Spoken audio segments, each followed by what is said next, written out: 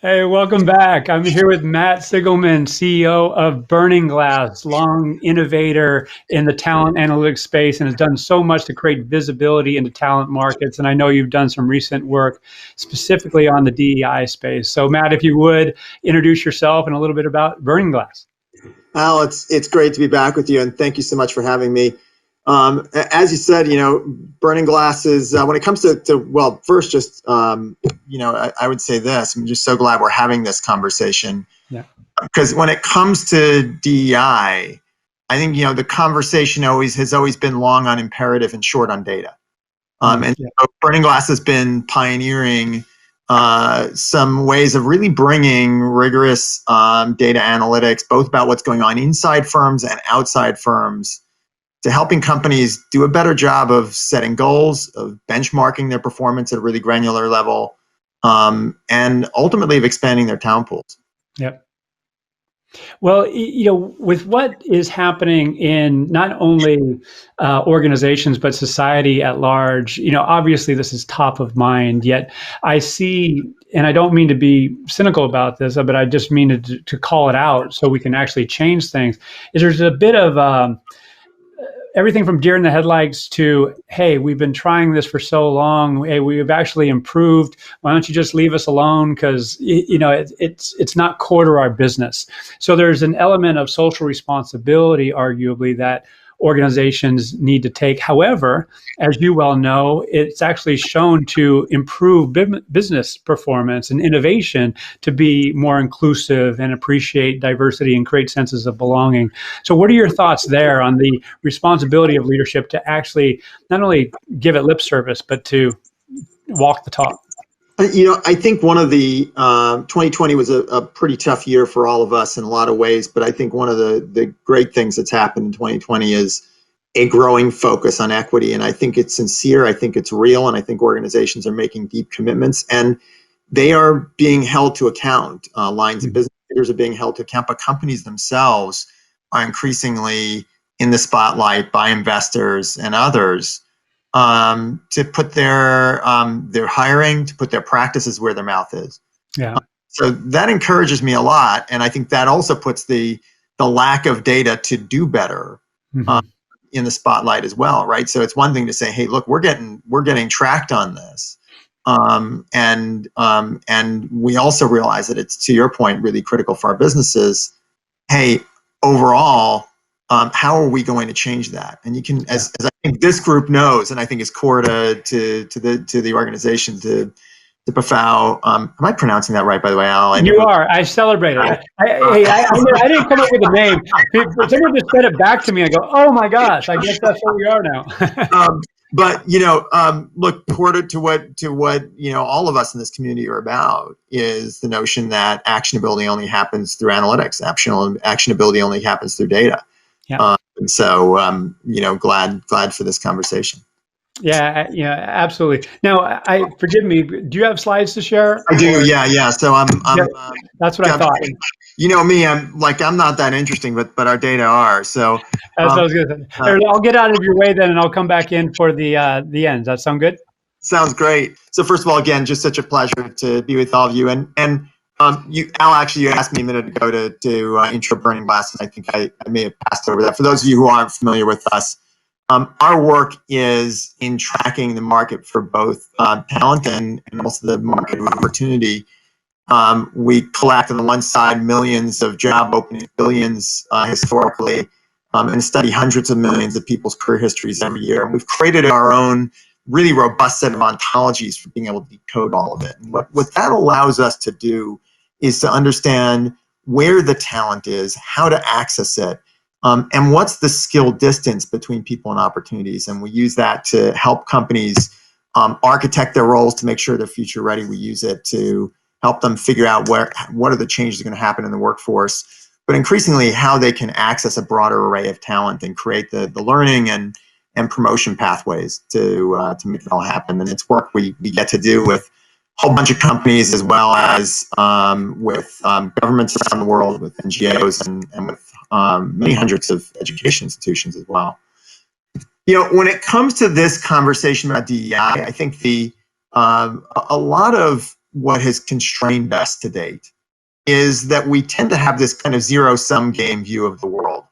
Anyone I hire is one fewer person you could hire, and the like, right? And so you would think that in that environment where we sort of think that there's a finite amount of talent in the world and we just got to fight over it, that at least in the pandemic, with so many people on the sidelines, you would think that we would, well, at least it should be getting easier. And in fact, actually, and I know we've all talked about this before as a group. In fact, the pandemic is making a lot of skill sets a lot harder to find because everyone's doubling down. Everyone's looking for the same sets. And so if we continue to have that view, that zero-sum game view of the world, it's just going to get harder and harder to meet our goals. It means we need to reframe. Now, again, that was all in some ways before the pandemic. The pandemic has been changing things dramatically, as you can see here, across both professional roles, top left, bottom right, and also non-professional roles, entry-level roles, top, bottom left, top right. You can see that actually just in the space of the pandemic, just over this course of the last year, dramatic changes in terms of what skills we're looking for. If you think about so that means if as is, it was hard to find some of these talent sets, now we want to find those talent sets who have very specific skills that are kind of orthogonal to the traditional definition of the role. And we want to find people who are people of color. We're looking for women in those roles. And we think, oh my goodness, how is that ever going to happen? And correspondingly, at the same time that this has made hiring more difficult, the impact on workers has been tremendous. This is from some work that we did with PolicyLink and the JP Morgan Chase Foundation, tracking the impact of the pandemic on communities of color, on women, on immigrant communities. You can see that the people who are already behind, who are already being given an opportunity, have been bearing the biggest brunt of all of this. By the way, I should point out, I'm going to present a lot of data, and anyone who wants a copy of this, I'd be delighted to send it to you. So just connect with me on LinkedIn or email me afterwards, and I'll be glad to send these. So you don't need to screenshot if you don't want to. Feel free if you do. So all of that says that this is getting, at a time when there's more and more imperative, it's getting harder, not easier. And so part of that problem is that, again, what we're trying to do, are the solution that so many organizations rely on, and you see this in all the announcements, all the companies who are making very significant, very sincere commitments to improving their diversity, they also talk about their hiring initiative. Well, one of the things that we know is that roles, that companies tend to be more diverse at the bottom than at the top. And you can see here comparisons from a study from McKinsey, looking at the disparity across different parts of the organization.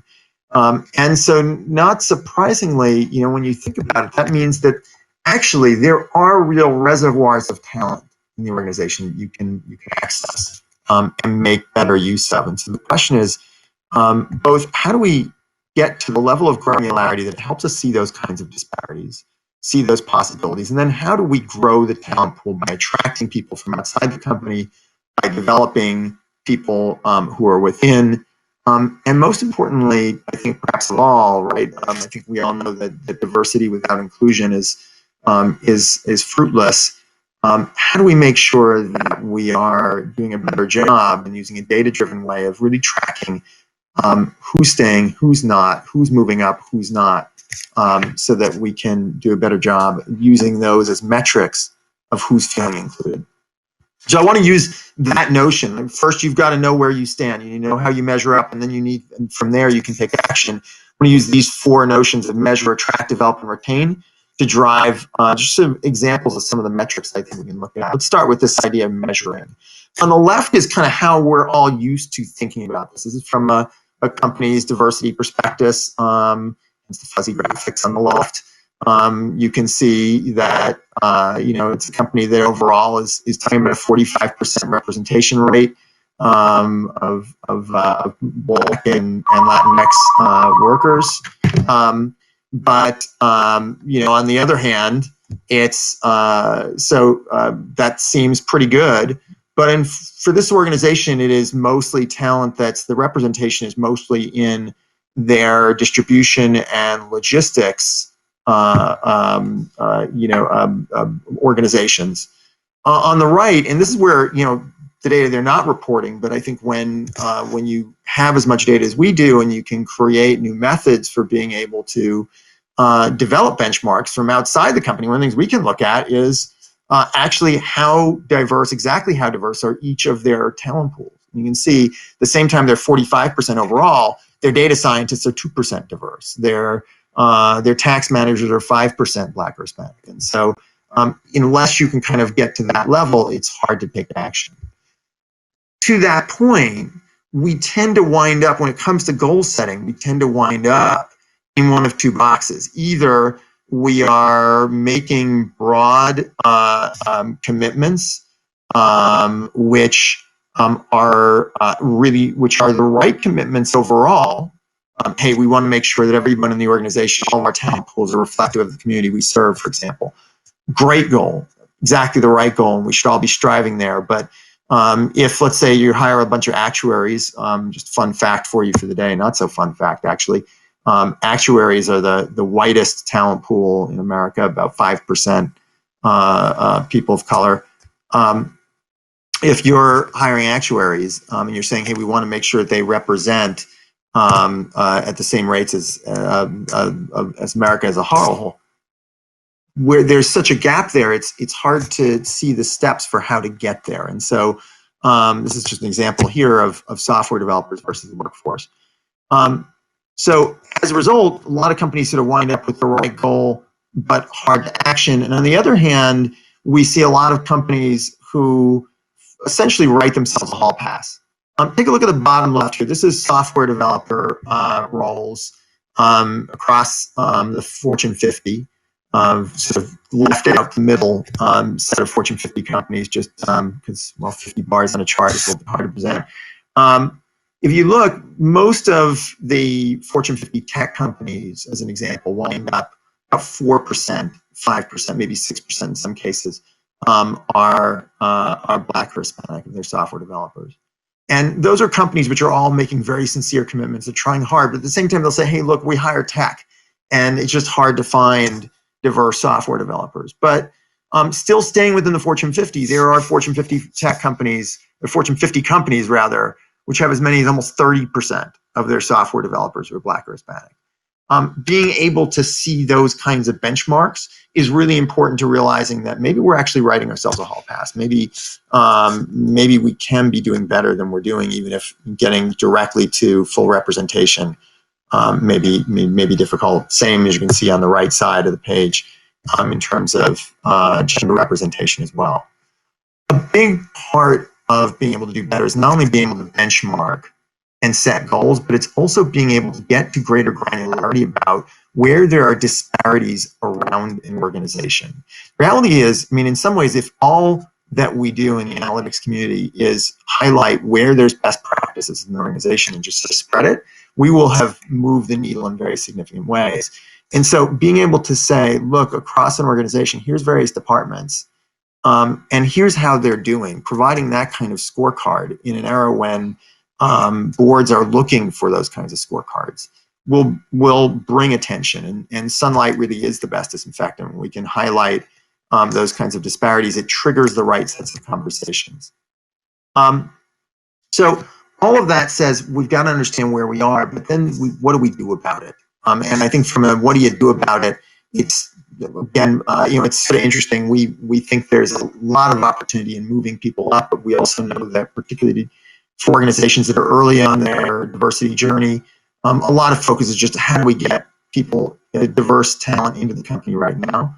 And some of that has to do with how you look and where you look, and how you frame this. So how do you, and as a result, it suggests ways, data can really suggest ways of expanding the pool.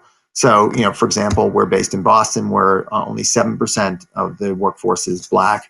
In Memphis, it's 46% Black. Some people are likewise framing requirements around degrees and the like.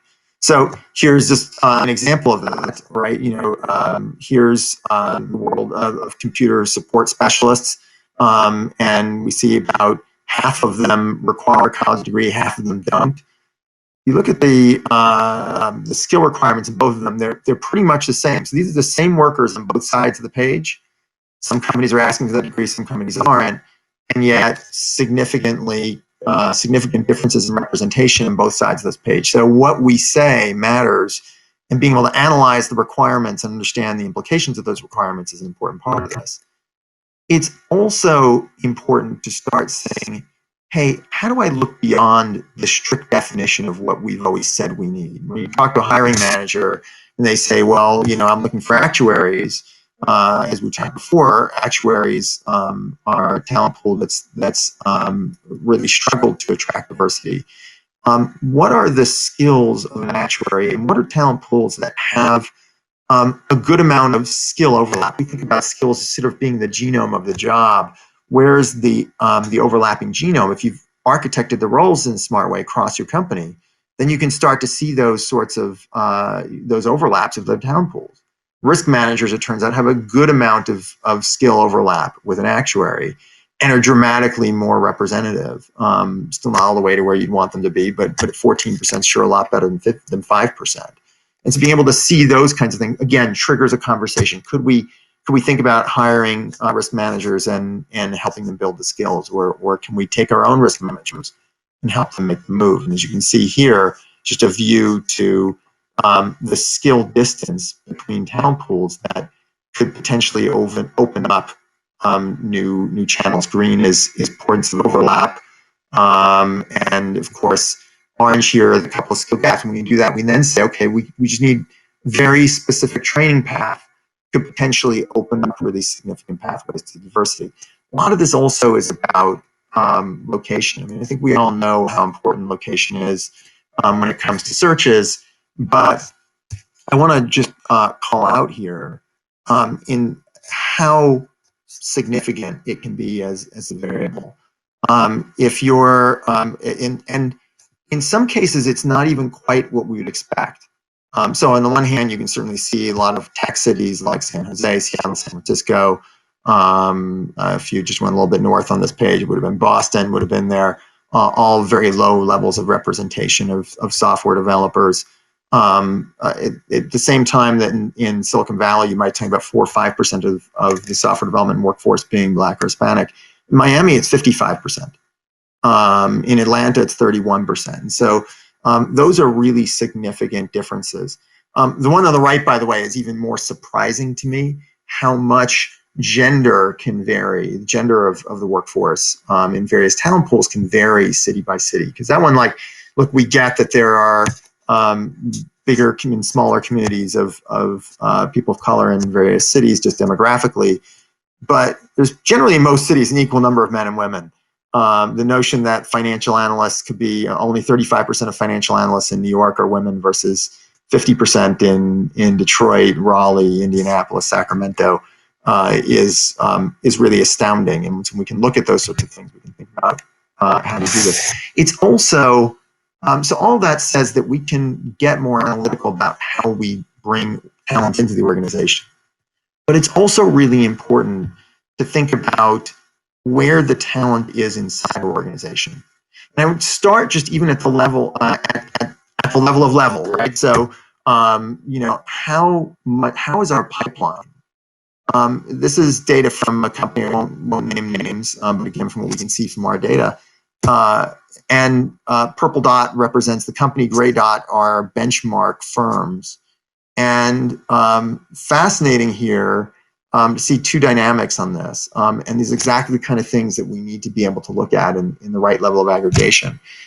Here first on the left, looking at diversity by racial diversity by level, and then the right, gender diversity by level. And you can see this is a firm which must be doing a ton of recruiting into the executive level. They realize how important representation at the executive level is.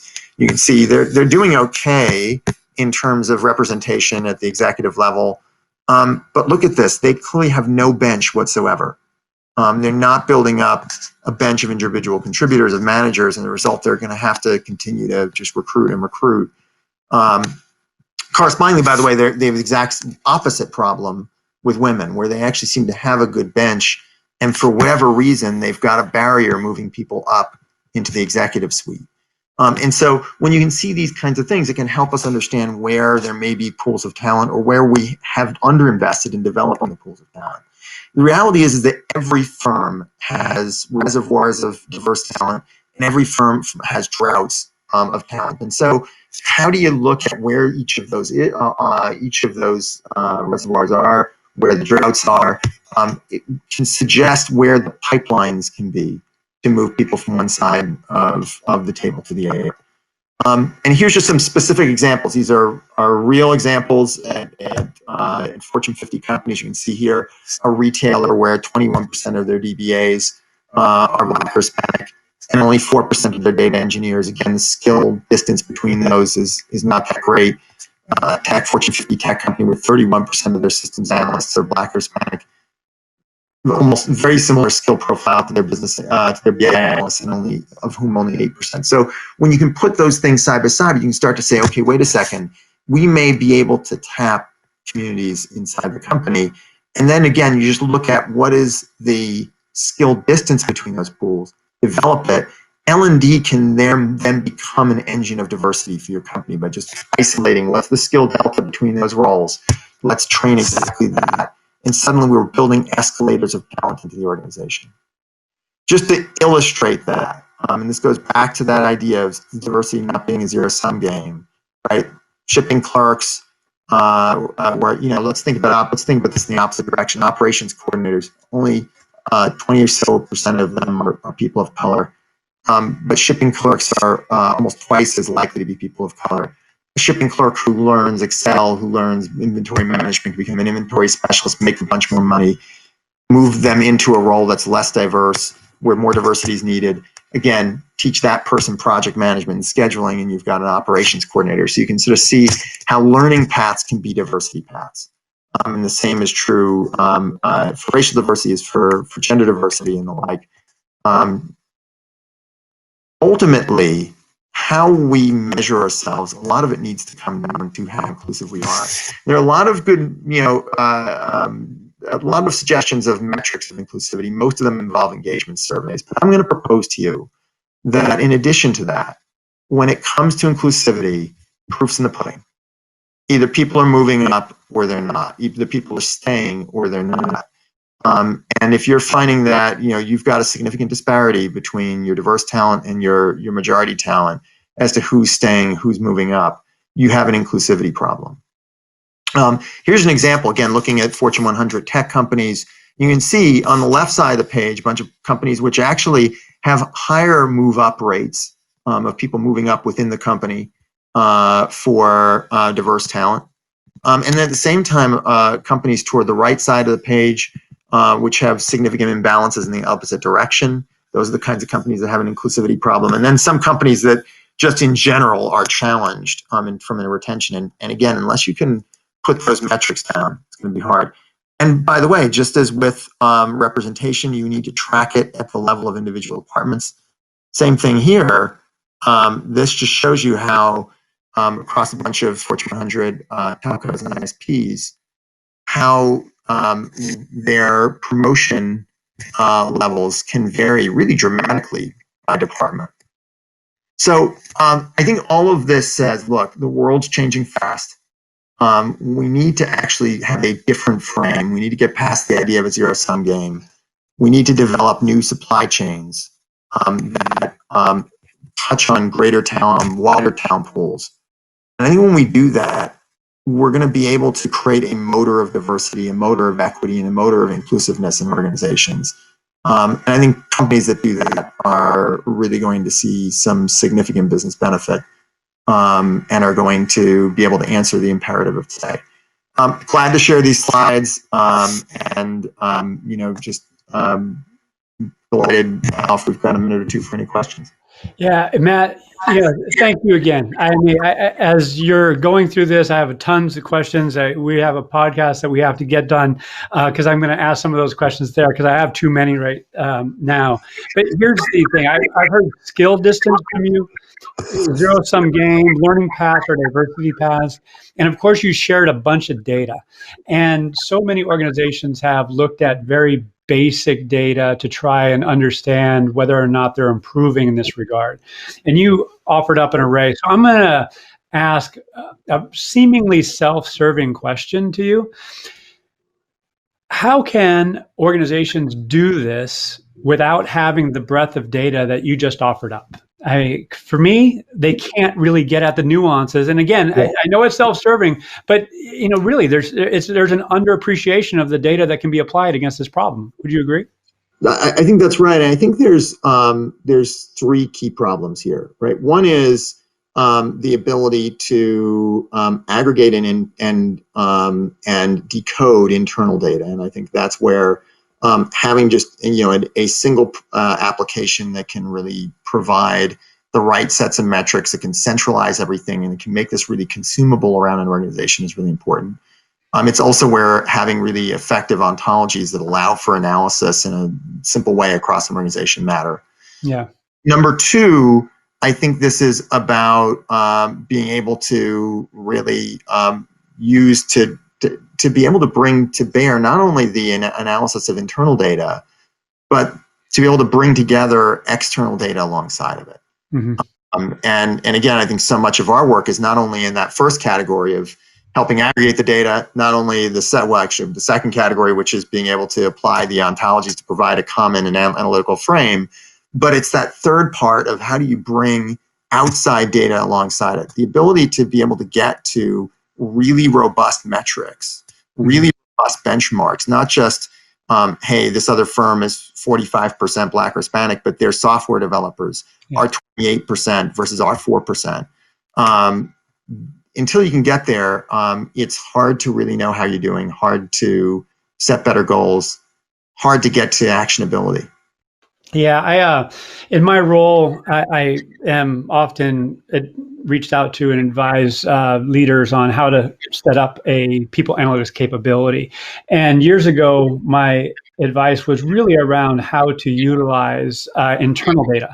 But now what I'm advocating is that we have to be educated shoppers, because the likes of Burning Glass are doing all this work. And if we can buy that data and insight and put it next to our internal data, the story and the actions that we're going to be able to generate out of that are tenfold what they could be if we just relied on our internal data. So I celebrate what you're doing. Would you agree with that? I imagine you would.